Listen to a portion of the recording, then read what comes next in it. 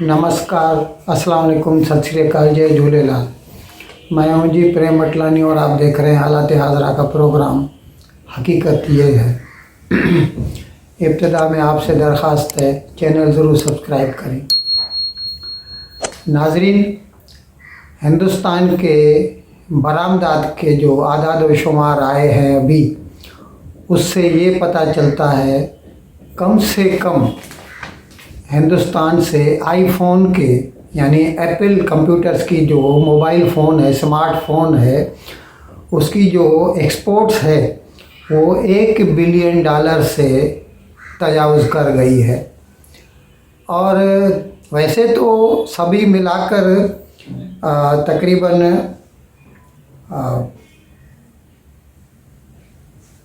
$9 billion के exports हुए हैं मोबाइल फ़ोन्स के, लेकिन एप्पल कंप्यूटर्स की जो आईफोन है वो सबसे ज़्यादा एक्सपोर्ट होती है।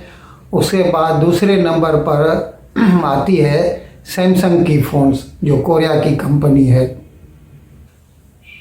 भारत में 3 कंपनियां हैं जो एप्पल कंप्यूटर्स वालों की तरफ से हिंदुस्तान में आईफोन बनाती हैं, विस्ट्रॉन, पेगाट्रॉन और फॉक्सकॉन।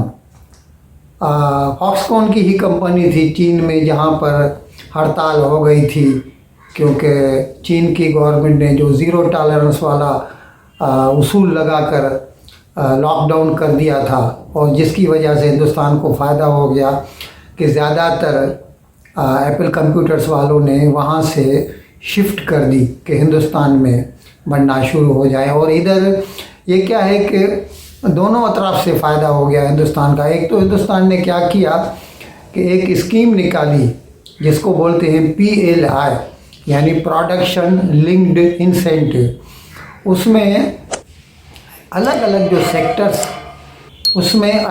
जो सेक्टर्स हैं उनको एक फ़िक्स सब्सिडी दी जाती है। यूँ समझ लीजिए कि आप इतना बनाएंगे तो आपको इतना लेस मिलेगा।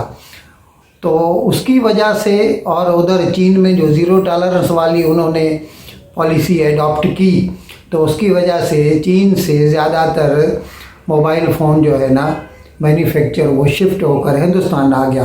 और ज़ाहिर है हिंदुस्तान में जब बनेगा तो वो सिर्फ अपने लिए नहीं बनाएगा, यहाँ पर भी उसका इस्तेमाल हुआ। आईफोन 14 बहुत बिके यहाँ पर भी, 14, 13, और फिर यहाँ से बाहर को एक्सपोर्ट भी किए गए। जहाँ तक इलेक्ट्रॉनिक्स की बात है, सब मिलाकर यानी उसमें इलेक्ट्रॉनिक की जो भी चीज़ें आ जाती हैं, कंप्यूटर हो गए, टेलीविज़न हो गए और मोबाइल फ़ोन तो हैं ही हैं, ये सभी मिलाकर उम्मीद है इस साल हिंदुस्तान से जो बरामदात होंगी, एक्सपोर्ट्स होंगी, वो $17 बिलियन से तजावुज़ कर जाएंगी।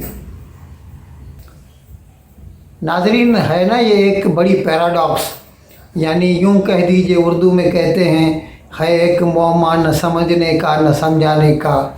पाकिस्तान में कहते हैं कि फ़ॉरेन एक्सचेंज के या ज़र मुबादले के ज़खायर बहुत कम हो गए स्टेट बैंक के पास। कुछ रोज़ कबल बताया था तकरीबन 4 या $4.5 बिलियन बचे हैं, और हकीकत में वो भी पाकिस्तान के तो नहीं हैं, क्योंकि उसमें जो है डिपॉज़िट्स हैं, जैसे $3 बिलियन सऊदी अरेबिया का डिपॉज़िट है, $2 बिलियन UAE के मुत्तहिदा अरब अमारात के डिपॉज़िट है। तो इस लिहाज से कह सकते हैं कि पाकिस्तान में जो ज़र मुबादला है वो नेगेटिव में है, जो रिज़र्व्स हैं। लेकिन कहने को $4-4.5 बिलियन है। और हालत ये है पाकिस्तान में कि वहाँ पर समंदरी अड्डे जो है, हार्बर्स जो है, वहाँ पर कितना माल पहुँच गया है, कंटेनर्स खड़े हैं और व्यापारी छुड़ाने के लिए तैयार हैं, लेकिन स्टेट बैंक की तरफ से उनको डॉलर नहीं मिल रहे, LC नहीं खुल रही। LC खुलेगी तो वो माल छुड़वा पाएंगे हार्बर से, और इसकी वजह से उन बेचारों के ऊपर डैमेज भी चढ़ रहा है। ऐसी हालत में जब ये हालत, अच्छा वो ज़रूरी अशिया है खाने पीने की या ऐसी कुछ स्पेयर पार्ट्स हैं जिनकी वजह से पाकिस्तान में मैन्युफैक्चरिंग बढ़ेगा, और इसके लिए कई कारखाने बंद पड़े हैं, लेकिन गवर्नमेंट के पास क्योंकि फॉरेन एक्सचेंज नहीं है इसीलिए वो LC क्लियर नहीं हो सकते। ऐसे वक्त में पाकिस्तान सरकार ने गुज़िश्ता 6 माह में, यानी ये जो माली साल पाकिस्तान का हुआ 22-23, उसका जो पहला आधा साल था, यानी जुलाई 22 से लेकर दिसंबर 22 तक 1.2 बिलियन डॉलर, या यूं कह दीजिए कि 120 करोड़ रुपए, 120 करोड़ डॉलर इतने के तो लग्जरी कार्स मंगवाई हैं पाकिस्तान ने, और कहते हैं हमने तो स्टॉप कर दिए हैं जो लग्जरियस आइटम्स हैं। अगर इसकी जगह पर आटा मंगवाते, दालें मंगवाते, दालें नहीं है पाकिस्तान में, घी मंगवाते तो ज़्यादा अच्छा होता। लेकिन पाकिस्तानी जो हुकूमत में हैं, जो अरबाब व अख्तियार हैं, उसमें ज़ाहिर एस्टेब्लिशमेंट भी आ जाती है कि उनकी जो प्रायोरिटीज़ हैं, उनकी जो तरजीहात हैं, वो लग्जरी व्हीकल्स हैं, और जो आम आदमी के काम की चीज़ें हैं वो नहीं हैं। हता कि अब तो ऐसा है कि अभी हमने कुछ रोज़ कबल सुना, टोयोटा मोटर्स वालों ने अपना कारखाना बंद करने का ऐलान कर दिया। क्या है कि पाकिस्तान में मोस्टली जो ये गाड़ियाँ वगैरह है ना, वो असेंबल होती हैं, बनती नहीं है। खैर वैसे तो दूसरी जगहों पर भी होती हैं, लेकिन वहाँ पर क्या होता है कि जो ओरिजिनल इक्विपमेंट मैन्युफैक्चरर्स होते हैं वो मुकामी होते हैं, वहीं से उनको ख़रीदना पड़ता है। लेकिन पाकिस्तान में क्योंकि वेंडर्स तो हैं नहीं उनके, टोयोटा के या सुजुकी के या और किसी भी कंपनी के, तो पाकिस्तान को वो जो ओरिजिनल इक्विपमेंट है वो भी बाहर से, जापान से, सिंगापुर से या हांगकांग से इंपोर्ट करने पड़ते हैं।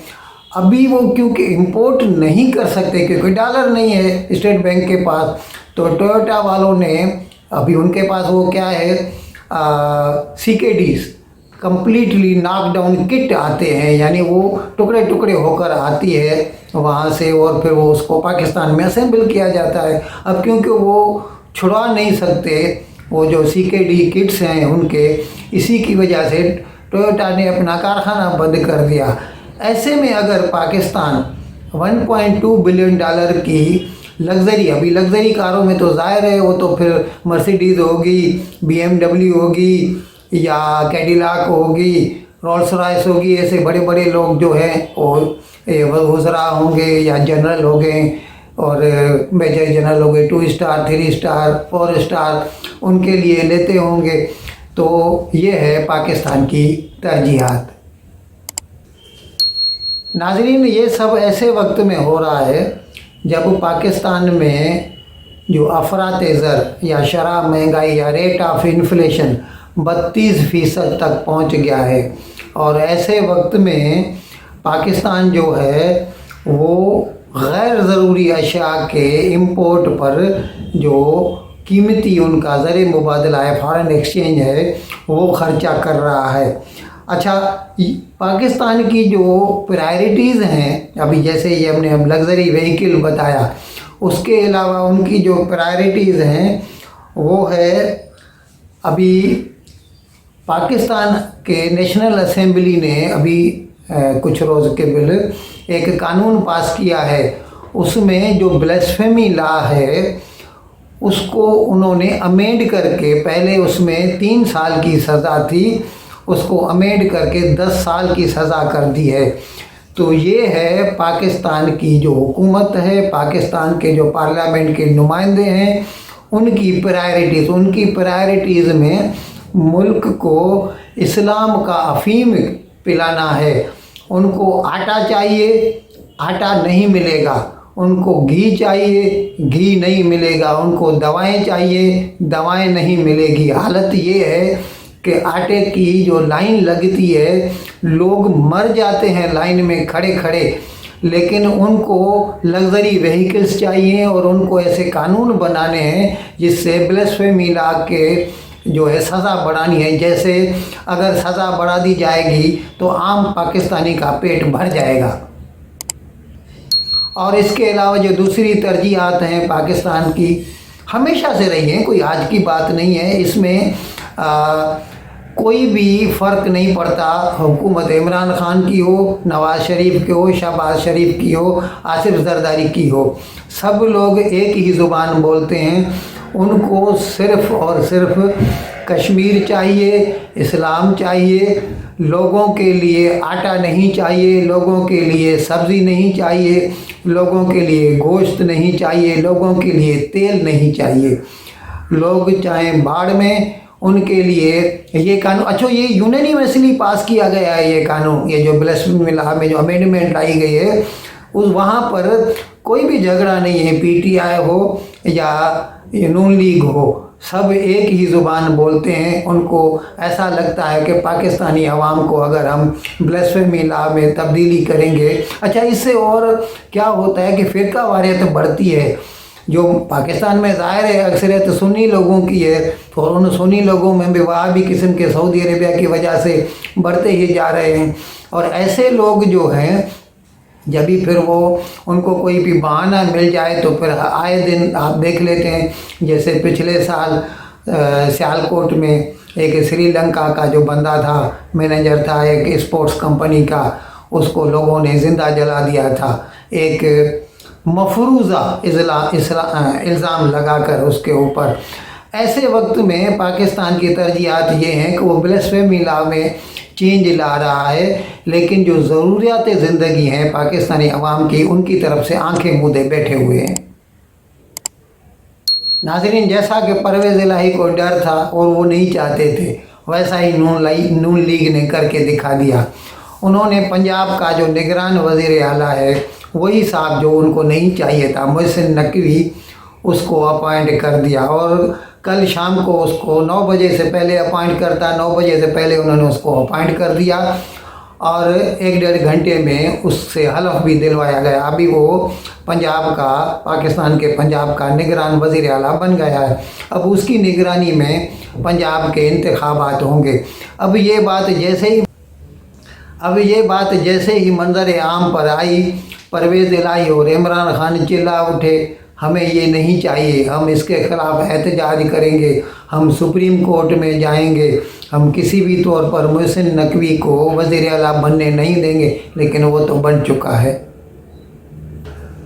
नाज़रीन, पीटीआई वालों ने जो 2 नाम दिए थे, कल भी हमने आपको बताया था, फिर से उसका यादा कर रहा हूँ। उन्होंने 2 नाम दिए थे, एक सुखेरा और दूसरा नवीद अकरम चीमा।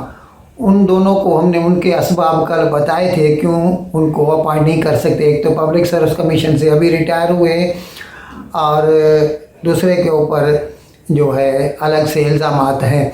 अच्छा, इसके अलावा इन्होंने जो 2 नाम दिए थे, मोहसिन नकवी और आद चीमा, और उसमें से मोहसिन नकवी को इलेक्शन कमीशन ऑफ पाकिस्तान ने चुनी। अभी इसमें हकीकत में तो सिर्फ नून लीग का कसूर नहीं है, ये कसूर पीटीआई या पाकिस्तान मुस्लिम लीग काफ का भी है।